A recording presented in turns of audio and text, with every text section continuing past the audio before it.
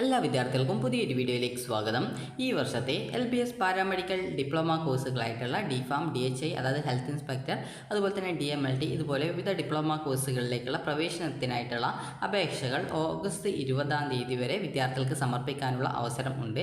അതായത് ഇന്ന് വരെയാണ് ഈ ഒരു അവസരം ഉള്ളത്. അപ്പോൾ ഇതിന് ശേഷം വിദ്യാർത്ഥികൾ ഇതിൻ്റെ അഡ്മിഷൻ പ്രോസസ്സ് എന്താണ് എന്നുള്ളത് ഈ ഒരു വീഡിയോയിൽ നിങ്ങൾക്ക് മനസ്സിലാക്കാൻ സാധിക്കുന്നതാണ്. അപ്പോൾ ആദ്യം തന്നെ വിദ്യാർത്ഥികൾ ശ്രദ്ധിക്കേണ്ടത് ആദ്യം തന്നെ LBSൻ്റെ പാരാമെഡിക്കൽ ഡിപ്ലോമ വെബ്സൈറ്റ് ആയിട്ടുള്ള LBScenter.in/paradipfarm HI 2025/ എന്നുള്ള പേജ് ഓപ്പൺ ചെയ്യുക. ഓപ്പൺ ചെയ്ത് കഴിഞ്ഞാൽ വിദ്യാർത്ഥികൾ ചെയ്യേണ്ട പ്രധാനപ്പെട്ട കാര്യം ഇവിടെ നിങ്ങൾക്ക് ഇതുപോലെ ഈ ഒരു പേജ് കാണാൻ പറ്റും. അപ്പോൾ ഇനി നിങ്ങൾ എന്താണ് ചെയ്യേണ്ടത് എന്ന് ചോദിച്ചു കഴിഞ്ഞാൽ ആദ്യം തന്നെ നിങ്ങളുടെ ആപ്ലിക്കേഷൻ കൺഫേംഡ് ആണോ എന്നുള്ളത് ഇന്ന് തന്നെ പരിശോധിക്കാം. കൺഫേംഡ് ആണോ എന്നുള്ളത് എങ്ങനെ പരിശോധിക്കാം എന്നുള്ള കാര്യം പറയാം. ആദ്യം തന്നെ ഇവിടെ ഈ ഒരു വെബ്സൈറ്റിലെ സൈഡിലായിട്ടുള്ള 3 ലൈൻസിൽ ക്ലിക്ക് ചെയ്യുക. അപ്പോൾ നിങ്ങൾക്ക് ഇന്ന് ഈ ഒരു അപേക്ഷ സമർപ്പിക്കാനുള്ള ലാസ്റ്റ് ഡേറ്റ് ആണ്. അപ്പോൾ ഇതുവരെ അപേക്ഷ സമർപ്പിക്കാത്ത വിദ്യാർത്ഥികളുണ്ടെങ്കിൽ ഇന്ന് തന്നെ നിങ്ങളുടെ അപേക്ഷ സമർപ്പിക്കാൻ ശ്രദ്ധിക്കാം. അപേക്ഷയുടെ ആദ്യത്തെ സ്റ്റെപ്പ് ന്യൂ രജിസ്ട്രേഷൻ, പിന്നീട് ആപ്ലിക്കേഷൻ ഫീ പേയ്മെൻറ്റ് ഓൺലൈനായിട്ട് പേയ്മെൻറ്റ് ചെയ്യുക, പിന്നീട് ലോഗിൻ ചെയ്ത് നിങ്ങളുടെ ആപ്ലിക്കേഷൻ കൺഫേം ചെയ്യുക എന്നുള്ളതാണ്. അപ്പോൾ ഓൾറെഡി നിങ്ങൾ ആപ്ലിക്കേഷൻ സമർപ്പിച്ച ഒരു വിദ്യാർത്ഥി ആണെങ്കിൽ ഇങ്ങനെയാണ് ആദ്യത്തെ സ്റ്റെപ്പ് എന്താണെന്ന് പറയാം. ലോഗിൻ ചെയ്യുക. അതായത് നിങ്ങൾ ഈ ഒരു അപേക്ഷ സമർപ്പിച്ച ശേഷം പിന്നീട് നിങ്ങൾ എന്താണ് ചെയ്യേണ്ടത് എന്നുള്ളതാണ് പറയാനായിട്ട് പോകുന്നത്. ആദ്യം തന്നെ നിങ്ങളുടെ അപേക്ഷ കൺഫേംഡ് ആണോ എന്ന് പരിശോധിക്കണം. അതെങ്ങനെയാണ് പരിശോധിക്കേണ്ടത് എന്ന് ചോദിച്ചാൽ ആപ്ലിക്കേഷൻ നമ്പർ, അതായത് ലോഗിൻ ക്ലിക്ക് ചെയ്യുക, ആപ്ലിക്കേഷൻ നമ്പർ കൊടുക്കുക, വെരിഫൈ ചെയ്യുക, രജിസ്ട്രേഷൻ ഐ ഡി കൊടുക്കുക, പാസ്വേഡ് കൊടുക്കുക, സൈൻ ഇൻ ചെയ്യുക. അപ്പോൾ നിങ്ങളുടെ ആപ്ലിക്കേഷൻ സ്റ്റാറ്റസ് പേജിലേക്ക് പോകുന്നതാണ്. അവിടെ നിങ്ങൾക്ക് നിങ്ങളുടെ ആപ്ലിക്കേഷൻ്റെ കൺഫർമേഷൻ, അതായത് ആപ്ലിക്കേഷൻ കൺഫർമേഷൻ എന്ന് പറഞ്ഞുകൊണ്ട് നിങ്ങൾക്ക് എഴുതിയതായിട്ട് കാണാൻ പറ്റും. അപ്പോൾ നിങ്ങൾ അവിടെ ആപ്ലിക്കേഷൻ കൺഫർമേഷൻ എന്നുള്ള ഭാഗത്തുള്ള ആ ഒരു അതിന് നേരായിട്ട് ഡൺ എന്ന് പറഞ്ഞുകൊണ്ട് കൊടുത്തിട്ടുണ്ടാവും. അതായത് ആപ്ലിക്കേഷൻ കൺഫർമേഷൻ ഡൺ എന്ന് പറഞ്ഞുകൊണ്ട് കൊടുത്തിട്ടുണ്ടാവും. അപ്പോൾ അങ്ങനെയാണെങ്കിൽ നിങ്ങളുടെ ആപ്ലിക്കേഷൻ കൺഫേംഡ് ആണ് എന്ന് മനസ്സിലാക്കാം. അതേസമയം ആപ്ലിക്കേഷൻ കൺഫർമേഷൻ എന്നുള്ള ഭാഗത്ത് നോട്ട് കംപ്ലീറ്റഡ് എന്നാണ് എങ്കിൽ നിങ്ങളുടെ അപേക്ഷ കൺഫേംഡ് അല്ല എന്ന് മനസ്സിലാക്കാം. അങ്ങനെ കൺഫേംഡ് അല്ല എന്നാണെങ്കിൽ നിങ്ങൾ ചെയ്യേണ്ടത് നിങ്ങളുടെ ഈ ഒരു ലോഗിൻ ചെയ്ത ആ ഒരു പേജിൽ തന്നെ ഇതേപോലെ സൈഡിലായിട്ട് 3 ലൈൻസ് ആണ്, അതാണ് മെനു ബാർ. അതിൽ ക്ലിക്ക് ചെയ്ത് കഴിഞ്ഞാൽ നിങ്ങളുടെ ആപ്ലിക്കേഷൻ സ്റ്റാറ്റസ് എന്ന് പറഞ്ഞുകൊണ്ട് അല്ലെങ്കിൽ ആപ്ലിക്കേഷൻ എന്ന് പറഞ്ഞുകൊണ്ട് നിങ്ങൾക്ക് ഒരു ഇതേപോലെ എഴുതിയതായിട്ട് ഒരു ലിങ്ക് കാണാൻ പറ്റും. അതിന് നേരെ താഴോട്ടേക്ക് ഒരു എറോ സിമ്പിൾ ഉണ്ടാവും. അപ്പോൾ നിങ്ങൾ ആ ഒരു എറോ സിമ്പിൾ നിങ്ങൾ ക്ലിക്ക് ചെയ്ത ശേഷം നിങ്ങളുടെ ആ ഒരു ആപ്ലിക്കേഷനിലെ ഓരോ സ്റ്റെപ്പും ക്ലിക്ക് ചെയ്ത് എല്ലാ ഡീറ്റെയിൽസും പരിശോധിച്ച ശേഷം നിങ്ങളുടെ ആപ്ലിക്കേഷൻ ഫൈനൽ കൺഫർമേഷൻ ചെയ്യുക. ഇങ്ങനെ ഫൈനൽ കൺഫർമേഷൻ ചെയ്ത ശേഷം നിങ്ങളുടെ ആപ്ലിക്കേഷൻ സ്റ്റാറ്റസ് പേജ് നോക്കുന്ന സമയത്ത് നിങ്ങളുടെ ആപ്ലിക്കേഷൻ കൺഫർമേഷൻ നോക്കുന്ന സമയത്ത് അവിടെ ഡൺ എന്ന് പറഞ്ഞുകൊണ്ട് കാണാൻ പറ്റും. അതായത് നിങ്ങളുടെ ആപ്ലിക്കേഷൻ കൺഫേം ചെയ്തു എന്ന് മനസ്സിലാക്കാൻ പറ്റും. അപ്പോൾ ഇത് നിങ്ങൾ കൃത്യമായിട്ട് ഉറപ്പുവരുത്തുക. അതുപോലെ തന്നെ ഈ ഒരു രീതിയിൽ നിങ്ങൾ കൺഫേം ചെയ്യാത്ത അപേക്ഷകളാണെങ്കിൽ നിങ്ങൾ കൺഫേം ചെയ്യുമ്പോഴായിട്ട് എന്തെങ്കിലും ഡോക്യുമെൻറ്റ്സോ മറ്റോ അപ്ലോഡ് ചെയ്ത് കൊടുക്കണമെന്നുണ്ടെങ്കിൽ കൃത്യമായിട്ട് അത് അപ്ലോഡ് ചെയ്ത ശേഷം കൺഫേം ചെയ്യുക. ഇനി അടുത്തതായിട്ട് വിദ്യാർത്ഥികൾ ശ്രദ്ധിക്കേണ്ടത് ഈ ഒരു കൺഫർമേഷൻ ചെയ്ത വിദ്യാർത്ഥികൾ ഇനി പിന്നീട് എന്താണ് ചെയ്യേണ്ടത് എന്നുള്ള കാര്യം നമുക്ക് നോക്കാം. ഇനി വിദ്യാർത്ഥികൾ ചോദിക്കുന്ന ഒരു പ്രധാനപ്പെട്ട കാര്യമാണ് വെരിഫിക്കേഷൻ സ്റ്റാറ്റസ് നോട്ട് കംപ്ലീറ്റഡ്, അതായത് ഈ ഒരു വെരിഫിക്കേഷൻ്റെ സ്റ്റാറ്റസ് കംപ്ലീറ്റഡ് അല്ല എന്നുള്ളത്. അപ്പോൾ വെരിഫിക്കേഷൻ സ്റ്റാറ്റസ് നോട്ട് കംപ്ലീറ്റഡ് എന്ന് പറയുന്നത് നിങ്ങളുടെ ആപ്ലിക്കേഷൻ വെരിഫിക്കേഷൻ ചെയ്യാത്തത് കൊണ്ടാണ്. അതായത് ചില വിദ്യാർത്ഥികളുടേത് ഓൾറെഡി ഇപ്പോൾ വെരിഫിക്കേഷൻ നടന്നുകൊണ്ടിരിക്കുന്നത് കൊണ്ട് തന്നെ ചില വിദ്യാർത്ഥികളുടേത് ആക്സെപ്റ്റഡ് പ്രൊഫഷണലി എന്ന് പറഞ്ഞുകൊണ്ട് കാണാൻ പറ്റും, ചില വിദ്യാർത്ഥികളുടേത് റിജക്റ്റഡ് പ്രൊഫഷണലി എന്ന് പറഞ്ഞുകൊണ്ട് കാണാൻ പറ്റും, ചില വിദ്യാർത്ഥികളുടേത് നോട്ട് കംപ്ലീറ്റഡ് എന്ന് കാണാൻ പറ്റും. അതുപോലെ തന്നെ ചില വിദ്യാർത്ഥികളുടേത്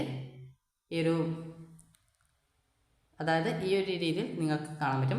അപ്പോൾ നോട്ട് കംപ്ലീറ്റഡ് എന്ന് വെച്ചാൽ അത് വെരിഫിക്കേഷൻ സ്റ്റാറ്റസ് ആണ് പറയുന്നത്. അത് വെരിഫിക്കേഷൻ സ്റ്റാറ്റസ് എന്ന് പറഞ്ഞാൽ ആ ഒരു സ്റ്റാറ്റസ് എന്ന് വെച്ചാൽ നിങ്ങളുടെ ആ ഒരു ആപ്ലിക്കേഷനിലെ പരിശോധന കംപ്ലീറ്റ് ആയോ എന്നാണ് ഉദ്ദേശിക്കുന്നത്. വെരിഫിക്കേഷൻ സ്റ്റാറ്റസ് കൊണ്ട് അത് നോട്ട് കംപ്ലീറ്റഡ് എന്നാണെങ്കിൽ നിങ്ങളുടെ ആ ഒരു വെരിഫിക്കേഷൻ കംപ്ലീറ്റ് ആയിട്ടില്ല എന്നാണ് മനസ്സിലാക്കാവുന്നതാണ്. അതേസമയം നിങ്ങളുടെ ആപ്ലിക്കേഷൻ്റെ വെരിഫിക്കേഷൻ സ്റ്റാറ്റസ് കംപ്ലീറ്റഡ് എന്നാണെങ്കിൽ നിങ്ങളുടെ ആപ്ലിക്കേഷൻ അല്ലെങ്കിൽ ആക്സെപ്റ്റഡ് പ്രൊഫഷണലി എന്ന് പറഞ്ഞുകൊണ്ട് കാണാൻ പറ്റും. ആക്സെപ്റ്റഡ് പ്രൊഫഷണലി ആണെങ്കിൽ പ്രത്യേകിച്ച് പ്രോബ്ലം ഇല്ല.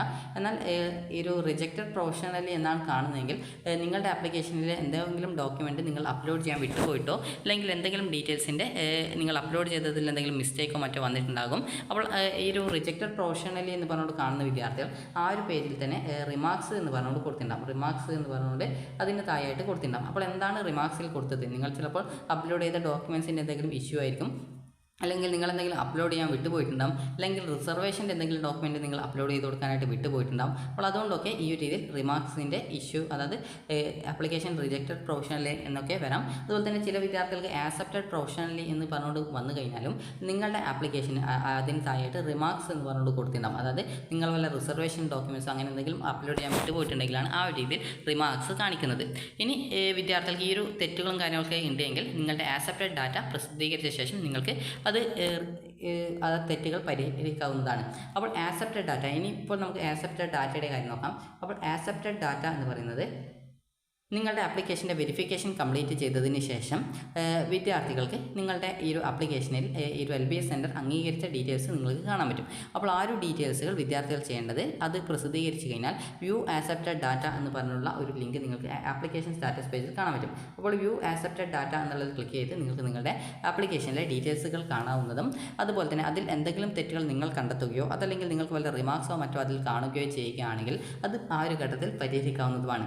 ഇനി ഒരു ആക്സെപ്റ്റഡ് ഡാറ്റ പ്രസിദ്ധീകരിച്ച് വ്യൂ ആക്സെപ്റ്റഡ് ഡാറ്റയിൽ ക്ലിക്ക് ചെയ്ത് നിങ്ങളുടെ ഡാറ്റാസ് പരിശോധിച്ച് കഴിഞ്ഞാൽ ആ ഒരു പേജിൽ ഏറ്റവും താഴെയായിട്ട് തന്നെ നിങ്ങളുടെ ആപ്ലിക്കേഷനിൽ വല്ല റിമാർക്സ് ഉണ്ടെങ്കിൽ എന്താണ് റിമാർക്സ് എന്നുള്ള കാര്യം കൃത്യമായിട്ട് അതിൽ രേഖപ്പെടുത്തിയിട്ടുണ്ടാകും. അപ്പോൾ നിങ്ങൾ ശ്രദ്ധിക്കേണ്ടത് ഈ ഒരു റിമാർക്സ് എന്താണ് എന്നുള്ള കാര്യം കൃത്യമായിട്ട് നിങ്ങൾ നോക്കുക. അപ്പോൾ ഈ ഒരു റിമാർക്സ് എന്ന് പറഞ്ഞാൽ നിങ്ങളുടെ അപേക്ഷയിൽ എന്തെങ്കിലും തെറ്റുകളോ മറ്റോ ഉണ്ടെങ്കിൽ അതിനെ ചൂണ്ടിക്കാണിക്കുന്നതാണ് റിമാർക്സ് എന്നുകൊണ്ട് ഉദ്ദേശിക്കുന്നത്.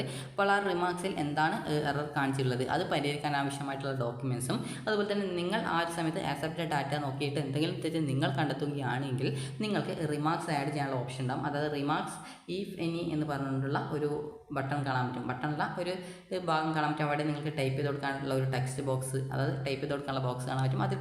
അതിൽ ജസ്റ്റ് ഒന്ന് ക്ലിക്ക് ചെയ്ത് അവിടെ നിങ്ങൾക്ക് റിമാർക്സ് എന്താണ് അതായത് നിങ്ങളുടെ അപേക്ഷയിൽ എന്തെങ്കിലും പോരായ്മകളോ തെറ്റോ ഉണ്ടെങ്കിൽ അതെന്താണ് എന്നുള്ളത് നിങ്ങൾക്ക് രേഖപ്പെടുത്താൻ സാധിക്കും. റിമാർക്സിൽ ക്ലിക്ക് ചെയ്ത് അവിടെ ആ ഒരു ബോക്സിൽ ക്ലിക്ക് ചെയ്ത് ആഡ് റിമാർക്സിൽ ക്ലിക്ക് ചെയ്ത് ആ ഒരു തെറ്റ് നിങ്ങൾക്ക് ആഡ് ചെയ്യാവുന്നതും പിന്നീട് നിങ്ങൾക്ക് ആ ഒരു പേജിൽ തന്നെ കൃത്യമായിട്ട് അപ്ലോഡ് ഡോക്യുമെൻറ്റ് എന്ന് പറഞ്ഞുള്ള ഒരു പച്ച ബട്ടൺ കാണാൻ പറ്റും. അതിൽ ക്ലിക്ക് ചെയ്തുകൊണ്ട് നിങ്ങളുടെ ആപ്ലിക്കേഷനിലെ തെറ്റുകൾ പരിഹരിക്കാൻ ആവശ്യമായിട്ടുള്ള ഡോക്യുമെൻറ്റ്സ് ഒക്കെ PDF രൂപത്തിലാക്കി നിങ്ങൾക്ക് അതുവഴി അപ്ലോഡ് ചെയ്ത് കൊടുക്കാവുന്നതുമാണ്.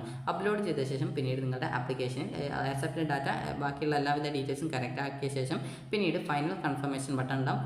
ഫൈനൽ കൺഫർമേഷൻ എന്ന് വെച്ചാൽ കൺഫർമേഷൻ എന്ന് പറഞ്ഞുകൊണ്ടാണ് ബട്ടൺ ഉണ്ടാവുക.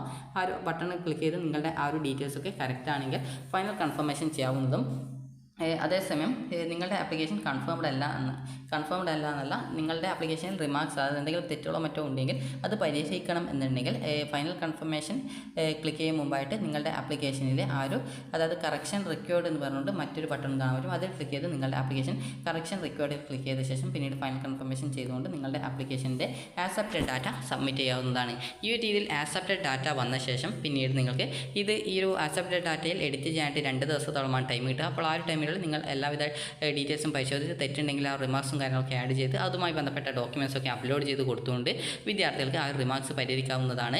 അപ്പോൾ ഈ ആക്സെപ്റ്റഡ് ഡാറ്റ വന്ന ശേഷം പിന്നീട് അത് തെറ്റുകൾ പരിഹരിക്കാനുള്ള സമയവും കാര്യങ്ങളൊക്കെ കഴിഞ്ഞ ശേഷം പിന്നീട് ആക്സെപ്റ്റഡ് ഡാറ്റ ഒന്നുകൂടി പ്രസിദ്ധീകരിക്കും. ആക്സെപ്റ്റഡ് ഡാറ്റ നിങ്ങളുടെ ആപ്ലിക്കേഷനിൽ നിങ്ങൾ എന്തൊക്കെ കറക്ഷനാണോ പറഞ്ഞിട്ടുണ്ടായിരുന്നത് അതൊക്കെ കൃത്യമായിട്ട് അതിൽ ആഡ് ചെയ്ത് ആ ഒരു കറക്ഷൻസൊക്കെ വരുത്തിയ ശേഷം പിന്നീട് വീണ്ടും ആക്സെപ്റ്റഡ് ഡാറ്റ പ്രസിദ്ധീകരിക്കും. ഇതിനുശേഷം നിങ്ങളുടെ ആപ്ലിക്കേഷനിൽ വല്ല തെറ്റുകളോ മറ്റോ ഉണ്ടെങ്കിൽ നിങ്ങൾക്ക് LBS സെൻറ്ററിൻ്റെ LBSTVPM@gmail.com എന്നുള്ള LBSൻ്റെ ഇമെയിൽ മുഖാന്തരം നിങ്ങൾക്ക് ആ ഒരു പരാതികൾ ഇമെയിൽ മുഖാന്തരം അറിയിക്കാവുന്നതും പിന്നീട് ആ ഒരു തെറ്റുകളും പരിഹരിച്ച ശേഷം പിന്നീട് നിങ്ങളുടെ ഇൻഡെക്സ് മാർക്ക് പ്രസിദ്ധീകരിക്കും.